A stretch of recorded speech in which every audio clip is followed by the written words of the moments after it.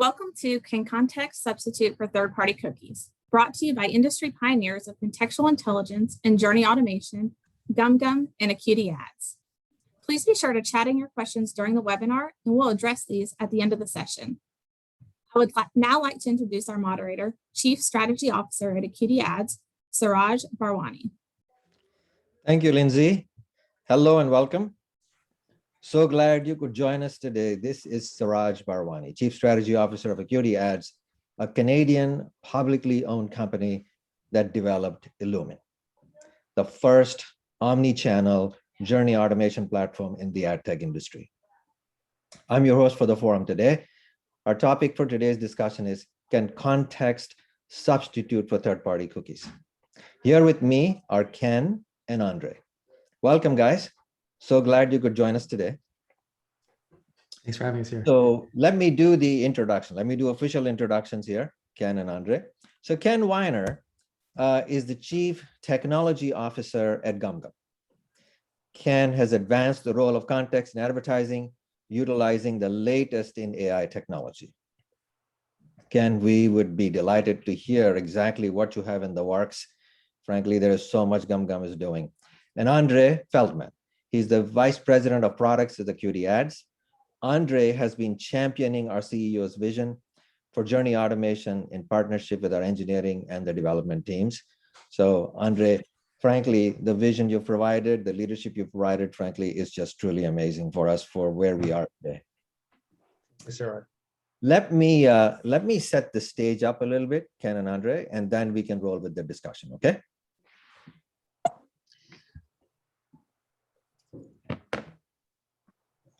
So, you know, context in an era of advertising that we are about to enter, which is a privacy first era, context is taking on a whole new significance, although frankly, context was important from the early days of advertising. Ken and Andrey, both of you know, right? You've been in advertising long enough, right? It's been 70 years. Look at this, Jaguar in the Bond films, frankly, that was one of the, prime contexts that we know of. There is Coke right there in American Idol and others. Brands have always sought context in all of the creative ways possible, right, over the years. Then there are products that are placed in context, juxtaposed to complementarity, right? So there is KitchenAid with the big chefs, in the kitchens, making stuff, right? There is a milk and its association with Oreos. And then there is Starbucks and Spotify. And you can just keep going on and on, right? Again, context, it's a quick reminder. It's a memory jogger is really how brands really want to be juxtaposed, right? In all the right places. And then when you enter online, of course, which is where we are in the discussion that's relevant, online ads, where we started years ago, which was the mid-90s, frankly, that was the first emergence of the commercial internet. What we had was, automotive ads in automotive endemic sites. That was context. And it was fabulous, worked really well until digital advertising became just amazingly popular, and the demand for reach, frequency, and scale just could not be accommodated just doing with endemics, right? And so what happened? That was the emergence of audience buying, right? So then we go into audience buying. Well, what does that mean? Well, that means that we now had the power of tracking. We had the cookies. We could actually track history. We knew where people had been, which publisher sites they've been, which content they were actually spending their time on, and so forth. And now we could get the reach and frequency, which was orders of magnitude bigger than that. That's not to say that context wasn't important. It's just that we were beginning to rely so much more on behavior, right? Well, that meant we took it even further. All that meant was we could now follow the journey, the whole purchase journey from the beginning all the way to the end, right? And I think that's the stuff that, Andrey will be talking about even further, because that's what Lumen brings to the table. So the ability to know something about the consumer, where they are in their decision-making process, really makes things so much more relevant. And the guidance you provide is all so tightly connected with where the consumer is at any point in time, right? Well, yes. But then, as we all become highly sensitive to the concerns about consumer privacy, all of a sudden, we now need to begin to think different thoughts, right? And the different thoughts are, well, how is that future going to evolve when we start doing that? So whether it's devices, whether it's regulation, or any combination of those things, we now need to be obviously extremely sensitive. As consumers, we of course are too. We want advertisers to treat us with care. They should treat our data with care. All of that stuff is becoming very important, right? Now, the disappearance of cookies, what is that going to do? There's a lot of nervousness and anxiety. There's so much noise in the marketplace. It limits the ability to behaviorally target audiences. Yes, that is true. But is that the end of the world? Well, we'll find out. It's also challenging advertisers' ability to achieve scale. So then the real question is, advertisers love context. We like context. We want advertising to see within the context in which we are mentally. So then how are we going to use context and still have the ability to achieve scale as we enter the privacy first era? I could not think of a better combination of the people we have today in Ken and Andrey to be able to address this issue and answer that question for us. Guys, let's jump right in. You with me? Yep. All righty. Ken, let's start with you. So you've put some amazing years into the development and evolving context as part of advertising. Tell us what's new. What is different? How far have we come? And where have you pushed the AI and the algos to really achieve where we are today? Sure. And Seraj, thanks for having me here today. If you look back, you even showed in the beginning of your talk here how long contextual targeting has been something, right? It's even before digital, people were using contextual targeting. But as we came into the digital era, the complexity and the sophistication of algorithms has increased over time, and the techniques people used. Originally, people would use site level metadata to kind of understand what a website was or a domain was about. And then gradually things became a little more sophisticated and people would look at a page URL. Some companies have contextual products built just around looking in the keywords found in a URL. Then eventually it went further and we started looking at the content of the page or the video where somebody's engaging. And people have started to analyze the text on the page and surfaced important keywords and things like that. But only more recently has technology gotten to the point where we can do what we call a content level understanding of the environment, which is where you combine all possible signals in a digital environment to understand what's going on, including text, including images, in a video world, looking at video frames and the audio transcriptions and text on screen and everything that you can find. Algorithms now have the ability to do that. And specifically within technology, an area that we focus on because it has such great capabilities is something called neural networks or deep learning. And this kind of technology can make predictions, I would say, more like a human would. Like when you talk about neural networks, the neurons in those algorithms are analogous to the neurons in a person's brain, right?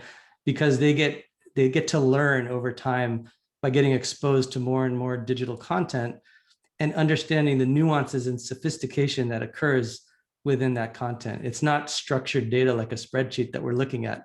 It's text and pixels in an image, right? Very complicated stuff that only a brain can understand.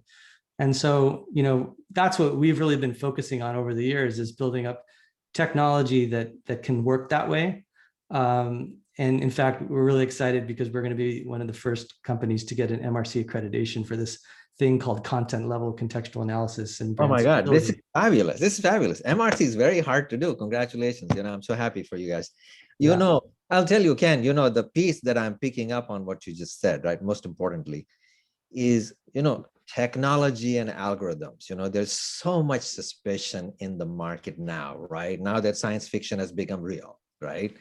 In the way you described it, this is like, what's the algorithm really going to do? Does the algorithm really understand me? Like, is it going to think from a human's perspective, right?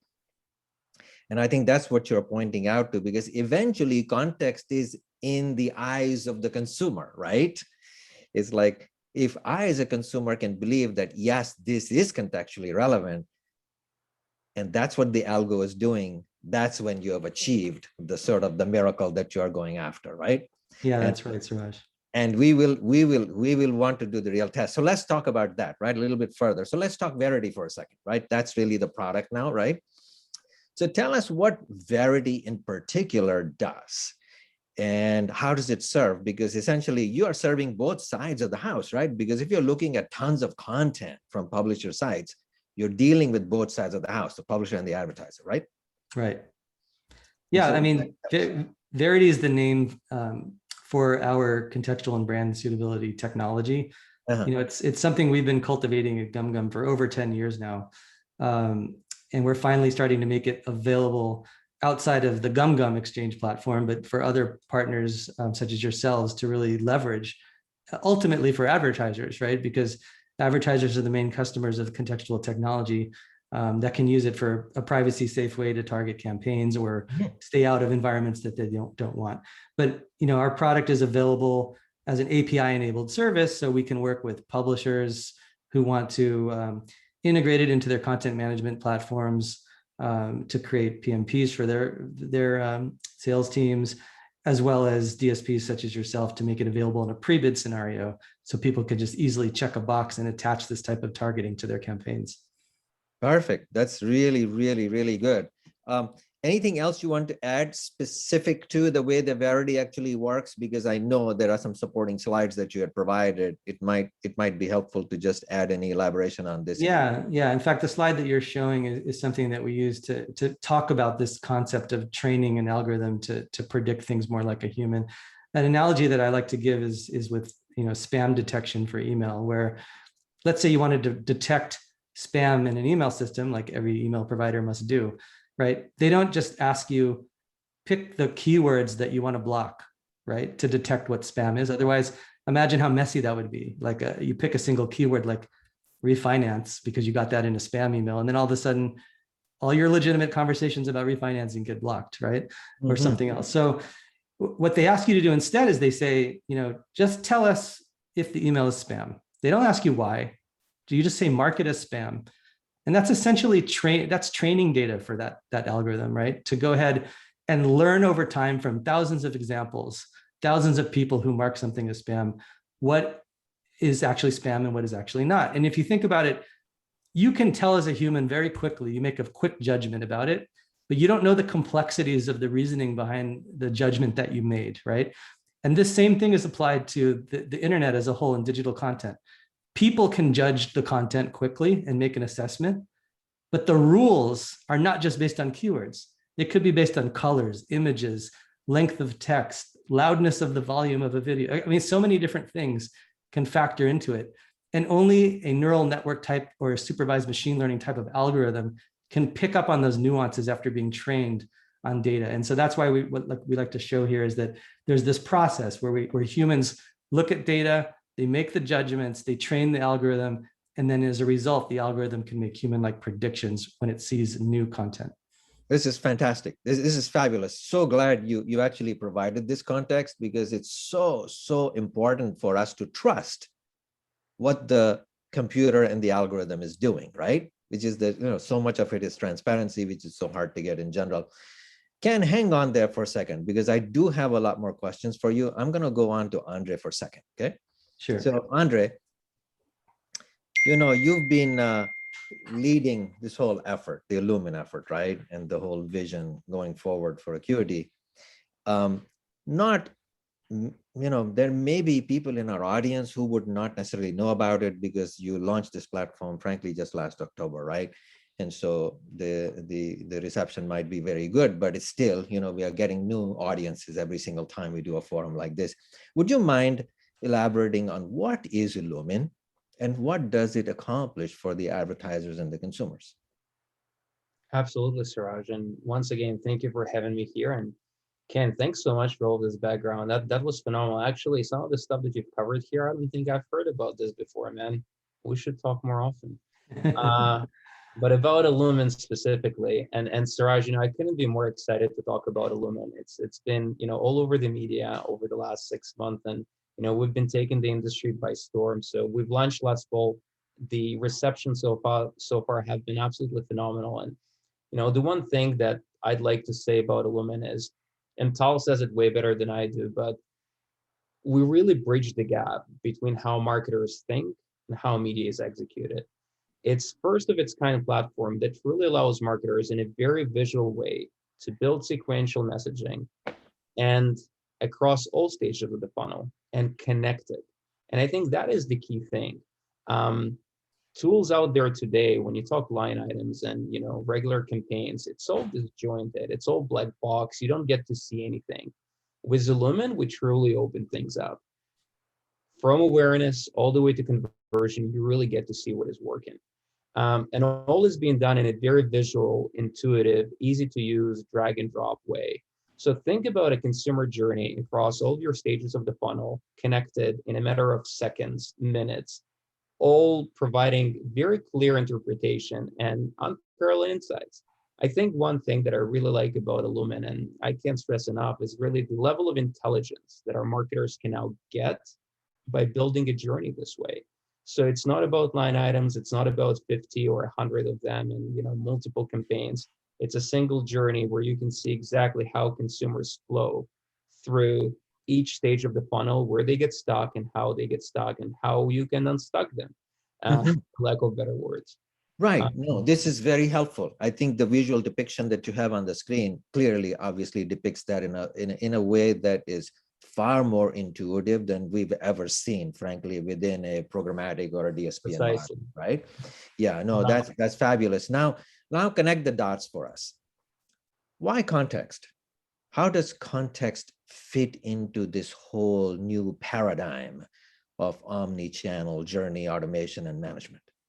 So as you know, there is this, well, it's no longer an elephant in a room, but it is one of those kind of things that are top of mind on every marketer. It's, well, how is this going to work when cookies are going away, right? We're all, targeting audiences, we're buying audiences, we can craft messages, we can sequence, we can control frequency, we can control reach.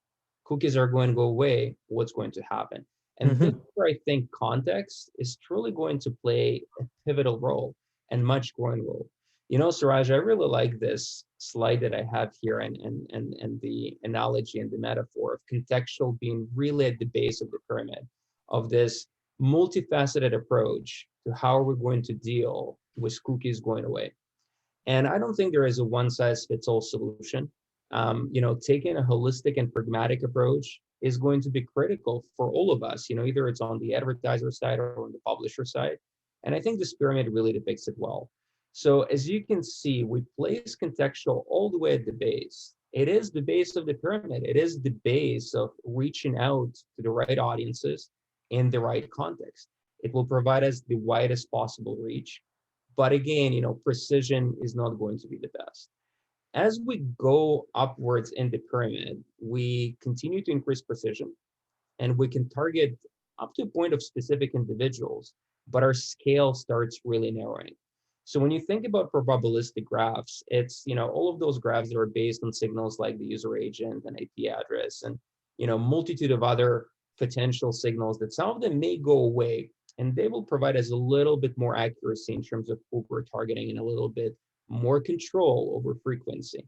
So we go upward, we talk about deterministic identifiers. Everyone here in the audience, I'm sure, have heard about, the Trade Desk Unified ID Initiative and LiveRamp's Identity Link, and there is Europe ID and many, many others that are out there. And those will be based on email addresses, and they will provide a more precise targeting as well. But again, much, much less scale. The majority of traffic today is still unauthenticated. And until that whole section reaches scale, again, contextual and probabilistic identifiers are going to play a pivotal role. And then, of course, first-party data is the most accurate, precise data that you can get in terms of targeting and making sure we really know who we're talking to and get as much information possible about them. But the scale is narrower. So what I'd like to say, kind of to sum it all up, contextual is going to play a critical role going forward with cookies going away as the base of the pyramid. And, we're one of the only DSPs that have added a contextual partner, a new contextual partner in the last little while. And we've done a lot of work with Ken and his team to make sure that, that solution will get us the best precision possible that we can get. I can see that. I can totally see that. And I'm sure our audience understands too as to why this partnership really makes so much sense. And the timing is just so right in the way you described it, Andrey. And you're absolutely right. I think the pyramid construct really explains, as a simple example, you notice so many advertisers and the publications are really talking about the fact that now we need to all have first-party data. It's not going to happen overnight. I mean, most people's CRM databases actually are no more than 5 or 10% of the total audience market that they would want to reach. The prospecting is going to be still an integral component, right? Absolutely. And so that remains an open horizon in terms of where we actually go and how we expand from there, right? Andrey, hang in there. I want to go back to Ken for a second. So Ken, given that context is going to play such a prominent role, the way Andrey described it, really as a foundational element, right? You're essentially going in a path where our audience is always going to be kind of, in some respects, questioning, right? In the sense that, does context really work that well? Like, how does it? And how does it work relative to how used to we were to behavior targeting and all the historical tracking and stuff that we were able to do? Have you done any investigations where, you have amazing conviction for sure? It has to be based on something that you've done. So any research you can point to that gives our audience evidence that, you know what, any comparisons, any research you have done on a side-by-side would actually be extremely helpful. Sure, Seraj. We have done some research, in fact, but before I tell you about it, I just want to point out that, there are really two different ways of thinking about targeting, right? Behavioral and contextual. Audience targeting is really just based on what have people done in the past. If you follow them around, what websites they go to, what do they interact with, then you try to make some type of assessment of who that person is, and then you look for that type of person wherever they are, right, across the internet. Sometimes it leads to not such a great experience for a consumer because they may be doing something in the moment and they're being targeted for something that has nothing to do with what they're doing, but it's just based on something they did way in the past, right? Yes. And that could have big troubles. Like if you're shopping for a gift for somebody having a baby shower, right? It doesn't mean you're an expectant mother and you should be targeted forever with baby toys, right? Contextual, on the other hand, is really all focused about someone's current mindset. What are they doing in the moment? What are they interacting with and thinking about? And so when you think about running a campaign for, when you're thinking audience versus contextual, you really can think differently and try to target based on behavior, current behavior, not past behavior when you're setting up a contextual campaign.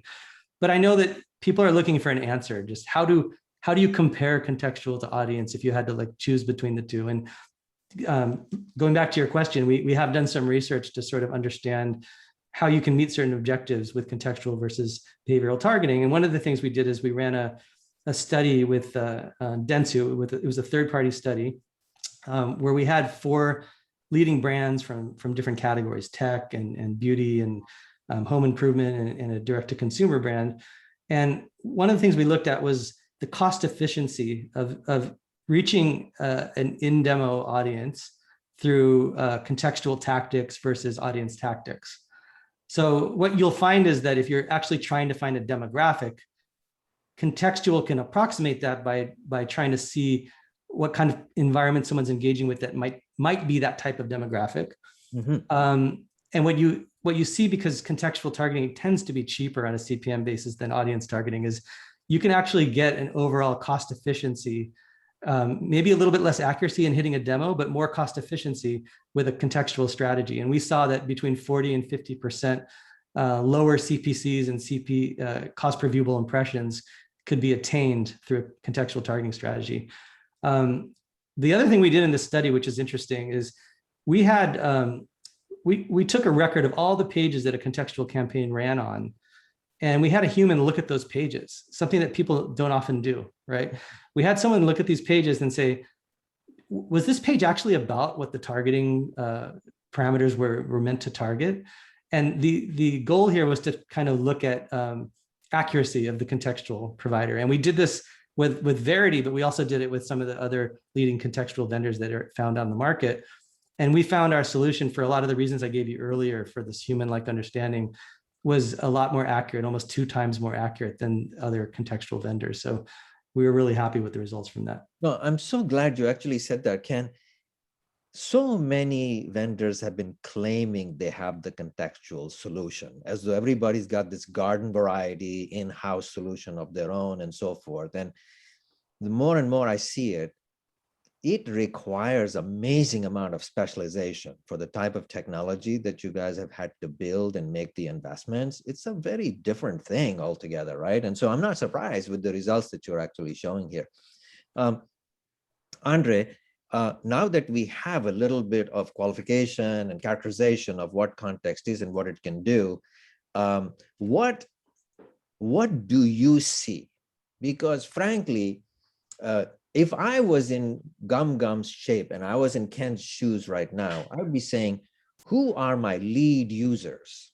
And what are they seeing as the unmet needs from their perspective, from what the clients are looking for, what kinds of things they would need in the coming 6 months, 12 months, 18 months, and so forth? What would you say as the needs out there? Great question, Seraj. And, the laundry list is long, right?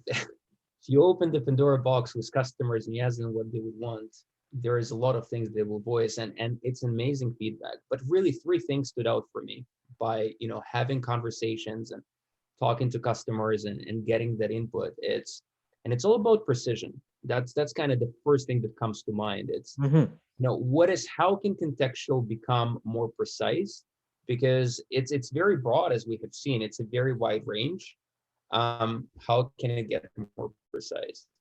The second area that a lot of customers have been talking about is in-stream video.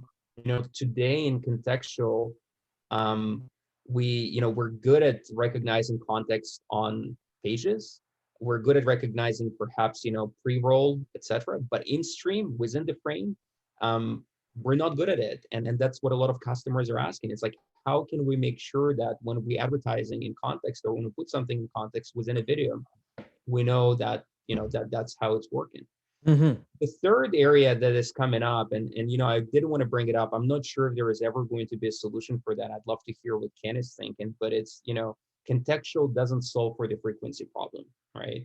It's a completely different beast and completely different area in how we look at it. So while it can help us, target more precisely in some cases, it can help us get the person in the right context and, avoid this fatigue of ads, right? That can be established through various types of limits and conditions. We're still not necessarily solving for frequency. So those are the 3 main ones. It's precision, in-stream video, and frequency. I'd love to hear what Ken has to say. Understand. I think that's a very good point, Ken. Let's just settle the record on frequency. Ken, is context really designed to solve that problem? No, it's not really designed to solve that problem. I wish I had some magic that could somehow tie contextual to this identity of a user, but that's the whole point of contextual. It's privacy safe. It's not tied to an identity of a user at all, really. Exactly. And so there's no way to use contextual to try to understand the amount of times somebody's seeing an ad as they go across the internet. The best that you could do is probably frequency cap the amount of ads that show on a particular piece of content, like a particular web page or a video. Understood. Okay, so Ken, then let's take it to the next level. As you look out on the horizon, talk about where are you taking context next? I mean, Andrey pointed out video and streaming and all of this stuff. Is that all just pipe dream or is this real? No, I mean, as Andrey was talking about video, I was wanting to jump in right there because that's one of the areas that our team's very excited about. We've been working on video for quite a while now. We actually have a history of being experts in computer vision and sort of tying that into video, along with all the other signals in video, like the audio transcription, any metadata you can grab, doing OCR on text that's on the video frame. We like to take all those signals that we can get and create a contextual analysis about the whole video itself. But what's even super exciting is we're bringing that, actually into the hands of people now. And for a long time, this was not available. I don't know if most people realize it, but because of the way the R2B mechanics work, video URLs don't flow through the bid stream, right? And so that's one of the reasons that contextual was really never made possible in a DSP or in a pre-bid scenario, is because there's no access to the video for anybody to analyze, right? It sits with the publisher. But what's happening now is we're getting connections into publishers' content management systems where we can start to analyze the video and use the technologies that I've been describing and start to float up that information through the bid stream all the way up to a DSP for targeting. So we've been working on that and are excited to work with Andrey as well to make this available as a next step in our partnership into the platform. That's really fascinating, Ken. That's absolutely fascinating. I'm so delighted to hear. Andrey, so here is now your opportunity for a punchline. And I'd like you to summarize for our audience. So what are the top few things that an advertiser gets now with GumGum fully embedded with the Lumen platform? It's a big one, Seraj. They get so much. Let me say that first and foremost, I think they'll be better prepared for cookies going away. That's correct. That's to me, that's one of the most important and one of the key aspects. That's a big relief. That's a big relief for most of our advertisers. You know that. It's not going to solve the entire problem, but they're definitely going to be better prepared as an option and as an additional way to target and achieve the results that they want to achieve and the metrics that are so important to our customers and advertisers.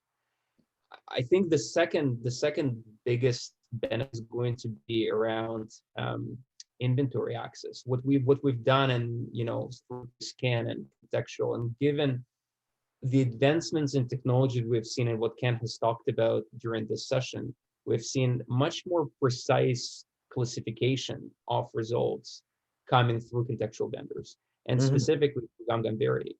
And in that case, it opens up access to much more inventory. So, and it doesn't just apply to contextual purely, but also in brand safe scenarios and other type of scenarios. And that would lead to both better performance, lower CPM, and lower costs.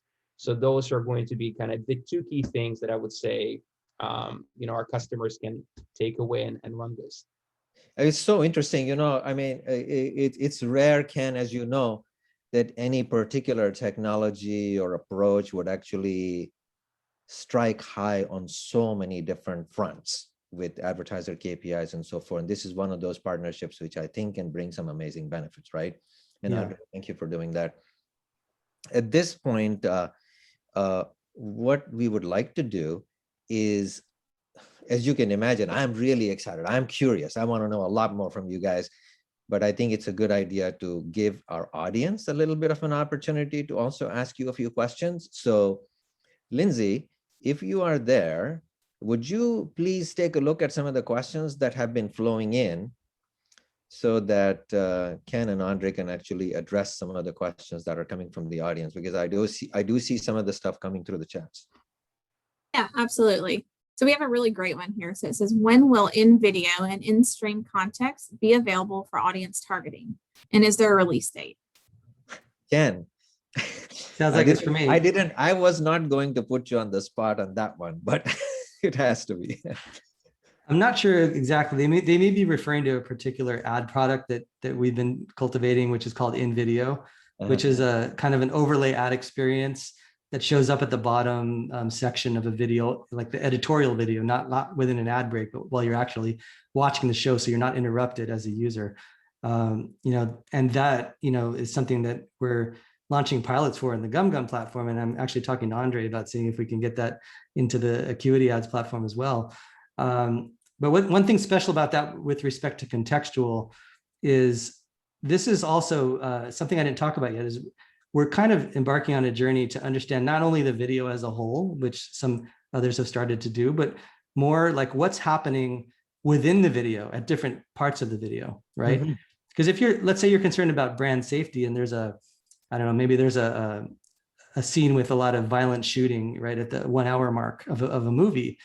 Well, you may still want to place an ad at the 30-minute mark because it's relatively safe area of the video, right? So it's not enough to just have the overall video analysis, but really getting down to like frame by frame what's going on is going to be necessary. And I think it's particularly supportive of this product that was asked about, which is when an ad shows as an overlay on the video while it's being played. We need to have that contextual understanding.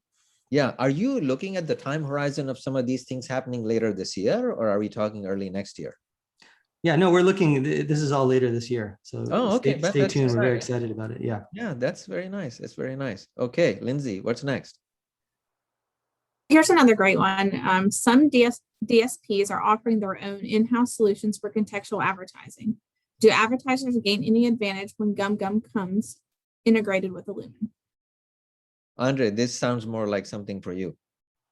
Wow, what a question. So you know, in one answer, I would say absolutely they would. And you know, and a longer question or a longer answer would be, look, we used to have our own contextual solution. And you know, there is no way how an organization that is focused on specific areas can compete with decades of experience that someone like GumGum has have gathered and have established in the industry. When you think about this, you know, organizations like GumGum and his team, Ken and his team, are able to crawl and classify billions and billions of sites at a tremendous cost. And that is just not going to be scalable for any DSP to try on their own. So I would say absolutely there are advantages both in terms of costs, in terms of efficacy, accuracy, and intelligence, and just in general, the level of intelligence and the level of knowledge that went into building something like that to begin with. Ken, you have anything to add? Yeah, I mean, I think it's important if you're using contextual, whether it's us or somebody else, is to ask the right questions and look a little bit further into what you're actually using. Because, you know, a signal can be in the bid stream, but who knows where it came from and who knows what the quality of it is. Like in some cases, it's a DSP's homegrown technology, right? But in some other cases, it could be something passed through from a publisher, or, you know, where the origin of that signal is not really understood, right? So I just think it's important to, whatever you use, whether it's our technology, a DSP technology, you ask the questions on how does it work? Where did it come from? What's the technology behind it? How does it compare to others? Kind of like the study that we did to show that, you know, you can get superior performance out of making the right decision and which vendor you're choosing. Lindsay, anything else?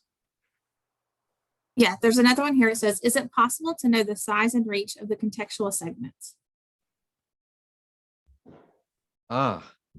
You following that, Ken, in terms of what that question is asking? It's the way we normally ask questions in the media planning process, as you know, right? When we this is a normal question a client would ask. Okay, these are my segments, and I want to understand how large a size of the segment can you actually provide the reach for me for, you know? So if I'm looking for, you know, whatever XYZ single cell, you know, cancer patients or whatever it is the size through your access point 500,000 or 2 million or 3 million, whatever. So you get the idea. So that's really the question. I don't know how you want to approach that. Yeah, I mean, you know, GumGum is able to kind of give information to a client about the amount of content that might match a contextual segment. But the question really brings into play the amount of volume for each, let's say, web page or video that's being consumed. which is something that's more, that data sits more on Andrey's side in the Lumen platform in terms of how much volume is coming through. So now I think I'll punt that question for that portion of it over to Andrey in terms of understanding traffic, right? You got it. Go ahead, Andrey, if you want to add something to that. No, I have nothing to add to what Ken has already said. I think, you know, his answer was spot on, and yeah, nothing to add there. Yeah, I'm imagining this. I mean, this is a very strong, good, thoughtful question, by the way, because it goes to the heart of the way media planning is done, as I mentioned earlier. And I think, Andrey, the answer lies somewhere in your data pyramid that you were showing earlier, which is when you look at the amount of traffic available through context, the way Ken is talking about it, you are adding to it overlays of other data sets to really match and get a better feel for like what is the overall size of that audience within context that you are able to reach, right? Which is something that's a very natural question that will actually pop up often. So whoever asked that question is actually in the media planning and understands exactly how you go there. So I think it's an interesting exercise. Go ahead. No, I was just going to add, so if we are going there are forecasting and planning tools, right? Yes. Where we could estimate based on past traffic and past experience what the traffic is going to be in a probabilistic manner, and what is the reach that we're going to have, especially when it's coupled with other type of constraints. But in the end, we can't think of contextual segments or contextual targeting as the only factor for forecasting. Got it. Absolutely. Typically, it is combined with, you know, other type of constraints, and this is where this type of estimation can get difficult. But what we do know is that the widest or the widest approach that we're going to get, or the widest coverage that we're going to get, is going to be through contextual, with any other additional signals, if layered upon that, are going to narrow it down. Exactly. Absolutely. Like in that pyramid, right? Your reach is going to become smaller and smaller. Absolutely. And you're adding a lot more precision the way Ken described it from the context perspective. We all want it. Advertisers want it. That's just very clear. And to the extent that you can do that with the right scale, I think it makes a lot of difference. Lindsay, anything else? Yes, we do have another one here. It says, can a Lumen help advertisers through each stage using contextual? Andrey, this is yours. Can you repeat that question again, Lindsay? Sure. It says, can a Lumen help advertisers through each stage using contextual advertising? Absolutely. And in each stage, the impact is going to be different. So of course, when we're thinking about contextual targeting in a wide net, in awareness is probably going to be, you know, one of the bigger impacts, but it's not to say that it shouldn't be used in engagement or in conversion. Specifically, what we have seen is a lot of success with very clear contextual targeting in the conversion stage as well, where we're able to target specific intents and specific contexts and ensure that right when the individual or when the consumer is in a context of performing a specific task, like for example, evaluating mattresses, right? They will, you know, that's the right time to show a specific ad for them with a call to action to convert.